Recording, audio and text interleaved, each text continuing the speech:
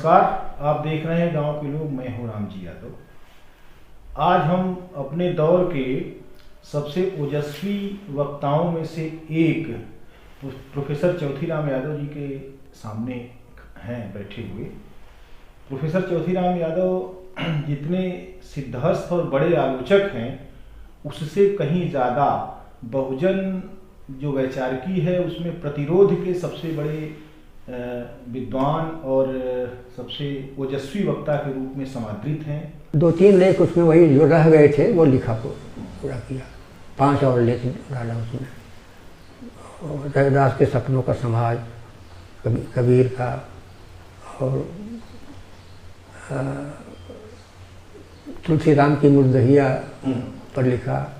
ये सब कुछ लेख जो बन गए थे तो मिला जुला करके, हाँ, नामवर जी की दूसरी परंपरा के ऊपर भी लिखा था, सही इतिहास बोध को रेखांकित करके ये करके एक वो आया।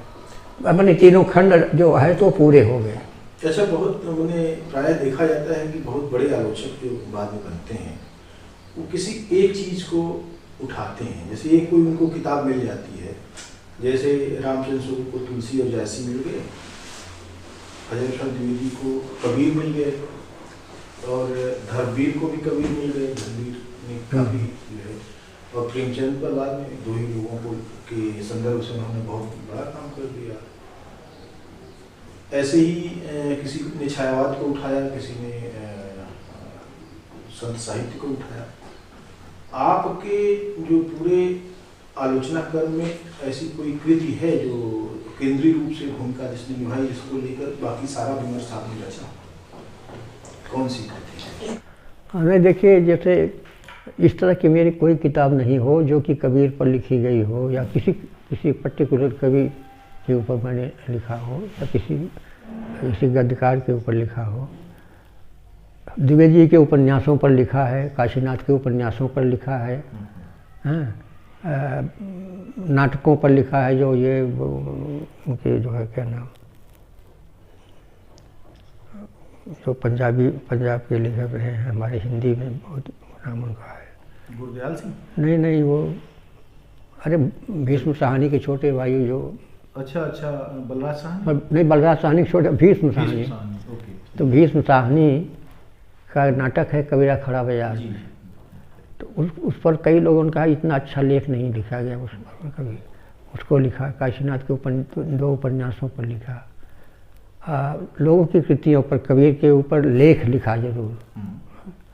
तो पर्टिकुलर यह बना करके हमें कबीर पर लिखना है या इन पर लिखना है, नहीं। हमें तो एक जो पूरा जो बहुजन समाज के जो लेखक हैं कैसे कैसे हैं, उनका किस रूप में हैं, इसको मैंने देखा है। एक साथ उसको लेकर के, अब जैसे लोक और वेद में सारा जो विश्लेषण है उसमें कबीर, तुलसी, रैदास, ये सारे लोगों का ही है, लेकिन एक किसी उस पर नहीं है कि इसके नाते। इसीलिए तो कभी कभी मुझे ये रहता है ना कि लोगों को होता है कि यह तो कबीर पर किसी किताब आ गई तो कबीर का विशेषज्ञ हो गया। कभी कभी होता है कुछ विशेषज्ञता के बाद भी उनका क्या क्या लिखा है उसमें जो कुछ नहीं पता चलता है।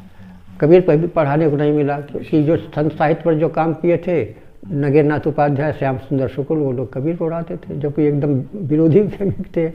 वो कबीर को क्या लिखेंगे बने उस ढंग से। वही दार्शनिक और उनका जो आध्यात्मिक पक्ष है वो सब लेकर के वही बात करते थे। जो उनका सामाजिक पक्ष है, जो वैचारिकी है, जो तुलसी से भिन्न है, दूसरी धारा की है, लोक धर्मी चेतना की, ये सब उन्हें पता ही नहीं है। तो लेकिन अपने ढंग में जब पढ़ाता था, चाहे सूर पढ़ा रहा हूँ, जो ऐसे कुछ दिन तक पढ़ाने को मिला, तो मैं एक नहीं सबको पढ़ाता था, और सब में कबीर जरूर आते थे। द्विवेदी जी का नाम सब में आता है। अच्छा, आमतौर पर जो विश्वविद्यालय के दायरे में जो जिन्होंने आलोचना में नाम कमाया, या जो विश्वविद्यालयीय आलोचना जिनको राजेंद्र यादव कहते हैं कि वो हिंदी साहित्य की कब्रगाह के आसपास रहने वाले लोग, अक्सर पाठ्यक्रम में जिन कवियों का समावेश होता है वहीं से आलोचना उठती है और उसी के दायरे में घूमती है। लेकिन पाठ्यक्रम से बाहर बहुत सारा साहित्य रह जाता है। लोक साहित्य तो पूरी तरह से अनएक्सप्लोर्ड है भारत का, और भाषाओं का विकास और भाषाओं के साथ साथ जो सामाजिक संरचनाएं जैसी बनी और विकसित हुई, उन पर बहुत सारी चीज़ें नहीं हैं। लेकिन एक लोक धर्मी आलोचक के तौर पर और ख़ास तौर से आप बहुजन वैचारिकी को लेकर जब बात करने लगे, और तब आपका बल्कि लिखा हुआ कम और बोला हुआ अधिक महत्वपूर्ण होता गया, तो क्या आपने उस दायरे से बाहर अपने आप को निकालने की कोई कोशिश की? बाहर गए? नहीं, तो मैं उससे तो भिन्न अपने को, मैं आलोचक ही नहीं, आलोचक का एक अपना अलग दायरा है जी। और आलोचना के बीहड़ में ले जाकर के जो है वो आलोचना पूरी दार्शनिक आलोचना है, शास्त्र धर्मी आलोचना है। और मैं लोक में विश्वास करने वाला, तो लोक और वेद वाला जो रखा है मैंने वह, तो हमारी भी पूरी आलोचना रामचंद्र शुक्ल से शुरू होती जाती है ना, वो शास्त्र से प्रेरणा लेते हैं लोग। तुलसीदास शास्त्र से करते इसलिए उनके यहाँ वो जाते हैं वहाँ। कबीर वगैरह लोग धर्मी जीवन से आए हुए हैं, कबीर हैं, रैदास हैं, मीरा हैं, ये सारे लोगों का जो है, इन लोगों को उनको नहीं हुआ। प्रेमचंद पर नहीं उन्होंने कोई ख़ास वो किया है, जयशंकर प्रसाद पर क्या, बल्कि सुमित्रानंद पंत पर किया है। तो एक अपना एक वो रहा है ना कि जो अभिजन समाज के विरुद्ध जाता है उसको महत्व नहीं दिया है वहाँ से। तो उन सब की प्रति अपना एक जो दृष्टिकोण मेरा बना है कि वो सब नहीं है, तो उसे जो समय समय पर जो लेख मैंने लिखे उसमें से इन सब चीज़ों को रेखांकित किया है। और जाहिर है कि उससे अलग हो रहा हूँ उसको किटाई। तो बाकी लोग कितना उसका कहते थे, अरे रामविलास शर्मा का करने के लिए तो इतना पढ़ा लिखा होना चाहिए, उन्होंने 1000 किताबें लिखी, इतना लिखी। तो यानी कोई एक आदमी इतना छोटा है और डॉक्टर उसकी बात करने का सवाल इसका नहीं है। सवाल इसका है कि जो बड़े से बड़े लेखक है उससे हमें बड़ी अपेक्षाएं होती हैं, और सामाजिक दृष्टि से यहाँ पर उन्होंने यह गलती की है, या उसको असहमत करता हूँ, या यहाँ गलत ढंग से तुलसीदास को डिफेंड कर रहे हैं, ये उनकी मैं निकालता था। ये अपना मैंने किया हुआ। उसको एक अलग पहचान तो मेरी बनी। पहचान क्या, मैंने उसको लोगों ने स्वीकार ही नहीं किया। यानी जैसे सुनील यादव ने लिखा है एक लेख उसमें किया कि इतना ज़्यादा वो उसका हुआ है कि तमाम मार्क्सवादी आलोचक जो अपने को कहते हैं, प्रगतिशील लोग कहते हैं, वो आलोचक के रूप में उसको इस ढंग से देखा नहीं, क्योंकि वो बिल्कुल भिन्न किस्म का होता था ना। महान रामचंद्र शुक्ल के खिलाफ भी जाता था, रामविलास शर्मा के खिलाफ भी जाता था। तो ये उसको नहीं लेते। क्या मार्क्सवादी आलोचना ने हमेशा उन मान्यताओं को तोड़ने से अपने आप को रोक लिया जो मान्यताएं उसको आलोचना को खास तौर से सबाल्टर्न सोसाइटी की तरफ ले जाती हैं, ऐसा लगता है आपको? नहीं, देखिए वो तो मैंने लिखा भी है ना कि जो जाति व्यवस्था या वर्ण व्यवस्था है या इस तरह की जो चीज़ें हैं उसका विरोध करने के लिए जाति से मुक्त होना जरूरी है। चाहे वो मार्क्सवादी हो, चाहे वह अम्बेडकरवादी हो, दोनों के लिए अगर आप वर्ण व्यवस्था जाति व्यवस्था पर करारा प्रहार करना चाहते हैं तो पहले आप जाति से मुक्त होकर बताएं। अगर आप जाति से मुक्त नहीं हैं तो आपका उसका कोई मतलब नहीं होता है। क्या मार्क्सवादी आलोचकों में कोई ऐसा आपको नजर आया जिसने इस परंपरा को आगे बढ़ा दिया और तोड़ा हो? नहीं, देखिए केवल सिद्धांत की बातें करते रहे, बड़े बड़े उसमें हुए सिद्धांतकार ना। भाई सिद्धांत को व्यवहार में बदलना चाहिए ना। समाज में जाएगा, 10 आदमी उसको देखेंगे, पढ़ेंगे, तब न उसका पता चलेगा। इसलिए मैंने तो लिखा इधर में कि जो मार्क्सवादी सिद्धांत है वह अमर बेल बनकर रह गया। अमर बेल जैसे होती है ना, हाँ, जिस पेड़ पे लगता है उसी को खत्म कर जाता है, वह जमीन ही नहीं पकड़ा। जमीन का मतलब क्या है? जाति भारतीय समाज की सच्चाई है, उससे आप बच नहीं सकते, सच्चाई है। और अगर वह जातिवाद एक दोष है, वर्ण व्यवस्था जाति व्यवस्था एक दोष है, अलगाववाद पैदा करती है, छोटे बड़े का भेद पैदा करती है, तो हमारे उन मार्क्सवादी आलोचकों ने उस पर कभी आंदोलन क्यों नहीं किया? क्या आपको ऐसा लगता है कि उन्होंने ऐसा इसलिए नहीं किया कि वो अप्रासंगिक हो जाती? नहीं, अप्रासंगिक नहीं, उनका कोई उससे वो नहीं है। जैसे घाटे में तो हम जो जातिवाद का मारा है, अपमानित है, जैसे दलित है, अनटचेबल बना दिया गया है, उससे शोषण है, पिछड़े हैं, ये सब योग्य हैं, वह उनको तो नहीं भोगने को पड़ा है ना। इसलिए उनकी दृष्टि भले एक प्रकार से कुछ लोग तो फैशन के रूप में समाजवाद मार्क्सवाद जो चलता था तो उसके हिसाब से उसमें जाते थे, लेकिन उनके दिमाग में जो उसका संस्कार है वो बना हुआ है, उसी के आधार पर उनकी आलोचनाएं भी होती हैं और उसके हिसाब से वो पकड़ना जाता है। इधर बीच में देख रहा हूँ कि हिंदू फासिज्म के विकास के साथ साथ मार्क्सवादी त्वरा कमजोर पड़ती है। बिल्कुल बिल्कुल है, वो खाली रह गए हैं लोग कर। मैंने तो कहा मैं जब भी मार्क्सवाद की अपनी बीच में लोगों के जाता हूँ, उनके बीच में जो जातीय संस्कार बने हुए हैं मैं उसकी आलोचना करता हूँ। हाँ, और मैं इसलिए मार्क्स और अम्बेडकर को लेकर चलता हूँ कि वह मार्क्सवाद भारतीय ज़मीन पर तब तक सफल नहीं हो सकता जब तक वह वाया अम्बेडकर, पेरियार को लेकर, फुले को लेकर, अम्बेडकर को लेकर और 20वीं शताब्दी के रामस्वरूप वर्मा, लड़ई सिंह और जगदेव प्रसाद की वैचारिकी को लेकर, मंडल साहब की वैचारिकी को लेकर, लेकिन किसी भी मार्क्सवादी ने इन विचारकों को लेकर कोई साफगोई से बात नहीं की। अम्बेडकर को लेकर भी वो घालमेल तो करते हैं, लेकिन साफ बात क्यों नहीं कर पाते? नहीं देखिए कुछ नहीं, इनकी बात जो है तो ये तो मेरे लेखों में मिलेगा, सब लेख मैंने लिखा है। नवजागरण वाला जो होता है, रामविलास शर्मा नवजागरण को 1857 पर खूंटा गाड़ के बैठ गए। 1857 का जो आंदोलन है, वही नवजागरण है, राष्ट्रीय नवजागरण है। और वो अगर देखा जाए तो प्रतिक्रियावादी आंदोलन वो केवल सवर्ण समाज जो अंग्रेजी साम्राज्यवाद से परेशान हुआ, जब पहली बार गुलामी का एहसास उसे हुआ, अभी तक तो नहीं था कि हमारे ऊपर नकेल। हाँ, जब सवर्ण भी अपने को अंग्रेजों का गुलाम समझने लगे, गुलामी की तरह वो आया, तब उन्हें उसका एहसास हुआ आज़ादी का। तो आज़ादी की जो लड़ाई लड़ी गई, गांधी, नेहरू, तिलक वगैरह सारे बड़े बड़े जो राष्ट्रीय नेता रहे हैं, हालांकि उसमें पूरी जनता ने साथ दिया कि अगर इस ढंग का होगा तो होगा, लेकिन दूसरे लोगों को क्या मिला वहाँ से? दरअसल उनकी हमारी लड़ाई थी ही नहीं। वह अम्बेडकर, ज्योतिबा फूले उसमें नहीं विश्वास करते थे। वह सामंतवाद के खिलाफ जो सब लड़ाई है उनकी चल रही थी, क्योंकि हमारी जनता जो है ओबीसी, एससी या एसटी हो या माइनॉरिटी हो, ये सब सामंतवाद के मारे हैं, साम्राज्यवाद के मारे नहीं हैं। साम्राज्यवाद ने तो उनके लिए एक ऐसा मैंने रोड मैप तैयार किया। हाँ, वो उनके साम्राज्यता की तरफ जाएंगे। बिल्कुल, अंग्रेजी राज में तो हमसे उन्होंने तमाम, अरे वो जो वहाँ का वो हाँ, जिसमें देखते थे वो जो जिसमें उसकी सामर्थ्य, जैसे दलितों को अपनी सेना में बहुत भर्ती किया उन्होंने, जो एक फाइटिंग है जो इस ढंग का वो होता है या तमाम उस तरह से अपना लेता है। वहाँ भीमाकोरे गांव की जो लड़ाई हुई थी उसमें कई 50 से 100 कुछ दलित थे समुदाय, 500 और 2500 की सेना पेशवाओं की थी।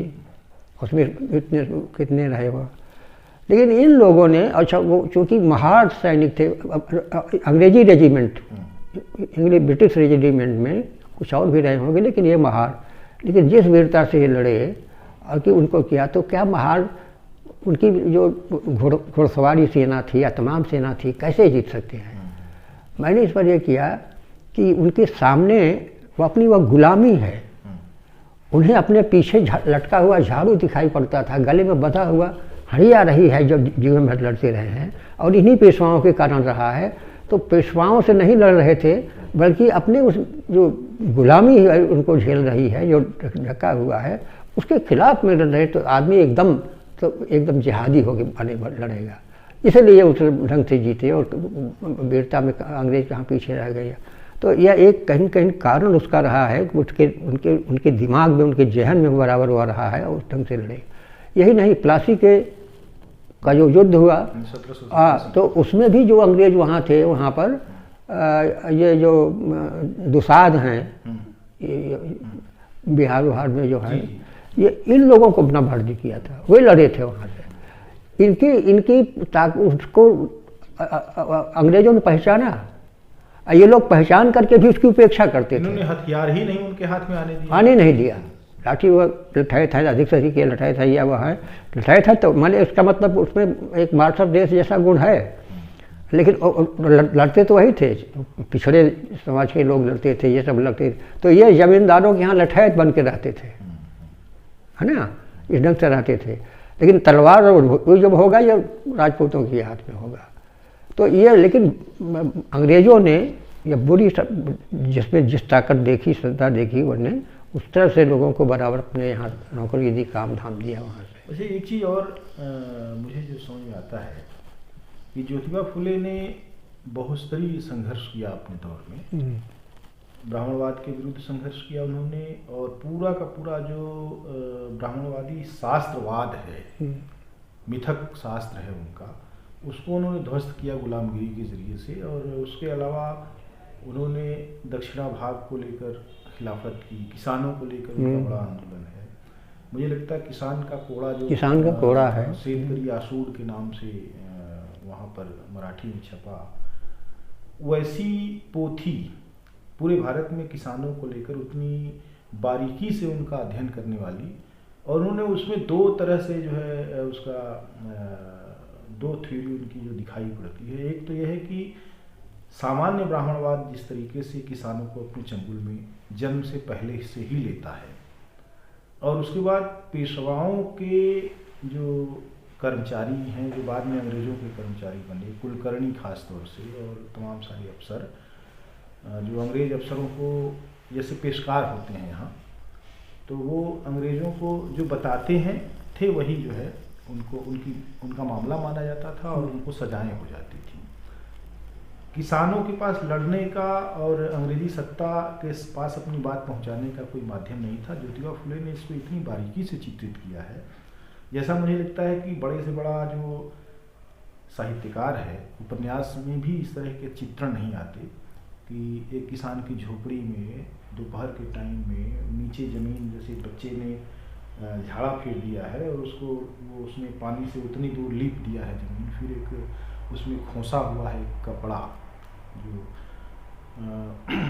उसके अलावा इस तरह की बहुत सी चीज़ें, और उनकी बेबसी का, लाचारी का इतना गहरा चित्र। भारत में हिंदी प्रदेश में खास तौर से सहजानंद सरस्वती ने भी किसान आंदोलन में हिस्सेदारी की, और किसान आंदोलन में राहुल सांकृत्यायन का भी थोड़ा बहुत योगदान है, नागार्जुन और फणीश्वर नाथ रेणु का भी एक परंपरा है। लेकिन मुझे नहीं लगता कि ज्योतिबा फुले से ज़्यादा गहरी परंपरा किसान आंदोलन की रही हो। लेकिन इधर उत्तर भारत में उनकी उस चीज़ की तरफ कोई नज़र ही नहीं गई, किसी ने उसकी न व्याख्या की, न उसका उपयोग किया, न किसान आंदोलन के ऊपर ब्राह्मणवाद की छायाएँ इतनी गहरी हैं इसकी तस्दीक की। ऐसा क्यों आपको मैंने हुआ, ऐसा आपको लगता है कि मैंने ये उन जातीय दुराग्रहों के कारण से था, या मैंने कोई? नहीं, देखिए, अपने लोगों ने देखा नहीं, इस पर दृष्टि अगर गई किसी की, दलितों की गई। पेरियार ललई सिंह भी हैं, उन्होंने काम किया है, यह मैं दलित मंचों से जाना। इनकी जयंतियाँ भी मनाते थे, ज्योतिबा फुले की, सावित्रीबाई फुले की, पेरियार ललई सिंह यादव की, रामस्वरूप वर्मा की, है ना, ये जयंतियाँ दलित मनाते थे। हम बात कर रहे थे कि ज्योतिबा फुले ने अपने दौर में शूद्रों अतिशूद्रों के साथ किसानों को लेकर, और उसमें उन्होंने कुनबी किसान का जिक्र किया है, और पेशवाई से त्रस्त किसान, फिर ब्राह्मणवाद से त्रस्त किसान, और अंग्रेज़ों से भी त्रस्त किसान, इसलिए कि अंग्रेज़ों के जो कार्यालयी कारकुन थे, खासतौर से कुलकर्णी और दूसरे लोग, वे अंग्रेज अधिकारियों तक किसानों की बात ही नहीं जाने देते थे। इस प्रकार उन्होंने किसानों के बहुत काम किया है, बहुत बड़ा काम किया। लेकिन हिंदी प्रदेश में उनको लेकर बड़े से बड़े आलोचक ने इतनी उदासीनता दिखाई कि बात नहीं आई। ऐसा क्यों आपको? वो वही बात है ना, वो भी बहुजन की बात करते। उस आदमी ने, आप उससे महत्व उसका यह समझिए कि गुलामगिरी हिंद स्वराज से पहले लिखी गई थी, स्लेवरी, उसका अनुवाद भी हुआ बाद में। तो स्लेवरी लिखी जा चुकी थी, और गांधी जी का हिंद स्वराज बाद में आया। हम उम्मीद करते हैं कि अंग्रेजी जानते थे, बड़े थे, स्लेवरी को भी पढ़ा होगा, क्योंकि कई ऐसे मुद्दे हैं जो हिंद स्वराज में हैं और स्लेवरी में पहले आए हुए हैं, लेकिन वह उनकी दृष्टि दूसरी है, उनकी दृष्टि दूसरी है ना, ये फ़र्क है। और हिंद स्वराज का एक बार आपको याद होगा कि हिंद स्वराज पर बड़ी तेज बहस चली, बड़ी तेज बहस चली, बड़ी गोष्ठियाँ सेमिनार होने लगे, शताब्दी वर्ष मनाया गया, शताब्दी वर्ष मनाया गया। लेकिन गुलामगिरी का कभी किसी ने नहीं किया। गुलामगिरी अद्भुत किताब है, और मैंने लिखा है ना कि मेरे लेखों में आता, मैं फेसबुक पर बराबर डालता रहा हूँ। एक जगह मैंने डाला था कि फुले की गुलामगिरी बहुजन समाज की मुक्ति का घोषणा पत्र है, बहुजन समाज की मुक्ति का घोषणा पत्र है। और फुले आप यूँ मान लीजिए कि डॉक्टर अंबेडकर अपने 3 गुरु मानते हैं, पहला बुद्ध, दूसरा कबीर और तीसरे फुले। और फुले को तो अपना मार्गदर्शक ही कहते हैं। फुले तो हमारे मार्गदर्शक हैं, गुरु हैं, इसके पहले 2 ये हैं। तो ये जो है यानी रास्ता, मार्गदर्शक हैं, रास्ता दिखाया। यानी बहुजन समाज के लिए जो काम कर चुके हैं फुले, और गुलामगिरी जैसे अंग्रेजी में किताब लिख चुके हैं, और उसके बाद हिंदी, उसका मराठी में, मराठी रहा, हिंदी उसका होगा, ये सब रहा, किसान का कोरा, सब ये पूरा सोशल एक्टिविस्ट के रूप में काम करते थे। देखिए क्यों नाम लेंगे, क्योंकि इनके यहाँ जो नवजागरण की बात होती है, भारतीय नवजागरण की बात होती है, तो क्या होता है, अधिक से अधिक राम मोहन राय, हाँ यह है, या इस तरह के लोग हैं, गांधी, रामविलास शर्मा ने राम मोहन राय का नाम लिया, महात्मा गांधी का नाम लिया। माने इस तरह के जो, यानी ये सुधारवादी किस्म के लोग थे, उनको नवजागरण के रूप में लिया। लेकिन जो सामाजिक क्रांति कर रहा है, मैं उसको सुधारवाद तो आप कहोगे, गांधी होंगे, ये तो सब क्रांतिकारी थे। रामविलास शर्मा नवजागरण के 4 चरण मानते हैं, मैं उसको नकारता हूँ, उसकी जगह पर मैं तीन चरण मानता हूँ। यानी बुद्ध की सामाजिक क्रांति पहला चरण है, भक्ति आंदोलन की सामाजिक क्रांति दूसरा चरण है, और फुले अंबेडकर की सामाजिक क्रांति उसका तीसरा चरण है। अच्छा, ये पूरा है। ऐसा क्या लगता है कि फुले और अंबेडकर, पेरियार का जो पूरा एक टिकड़ी है, वैचारिक टिकड़ी है, उस वैचारिक टिकड़ी ने जो सवाल खड़े किए, उन सवालों के जवाब इन नवजागरणवादियों, प्रगतिशीलों के पास नहीं था।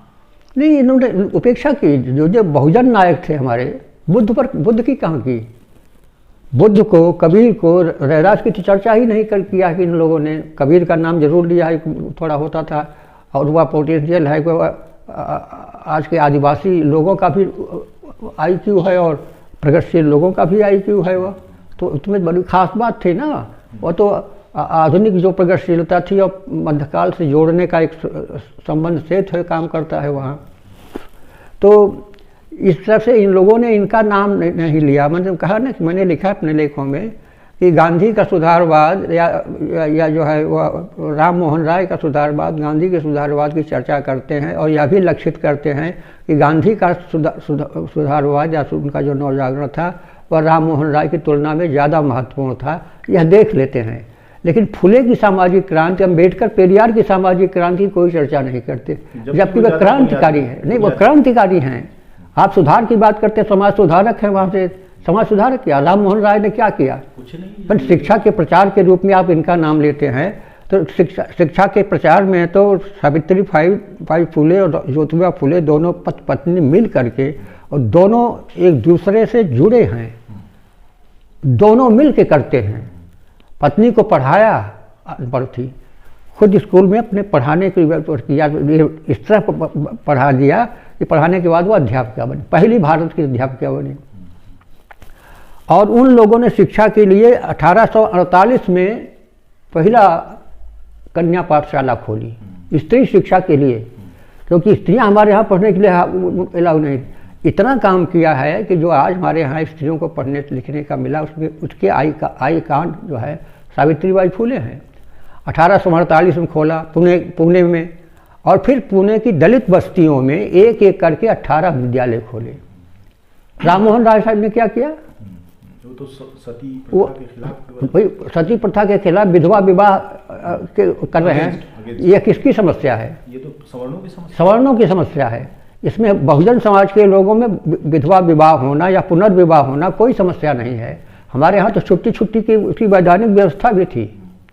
तलाक की व्यवस्था जो होती है तो छुट्टी छुट्टी की व्यवस्था थी। अगर पति और पत्नी में सवाल नहीं है, बच्चे वाले भी हैं, अगर एक दूसरे से नहीं चाह रहे हैं, छोड़ रहे हैं, तो 4 लोग बैठते थे, उसी के बीच में दस्तखत कर देते थे, छुट्टी छुट्टी की व्यवस्था हो जाती थी।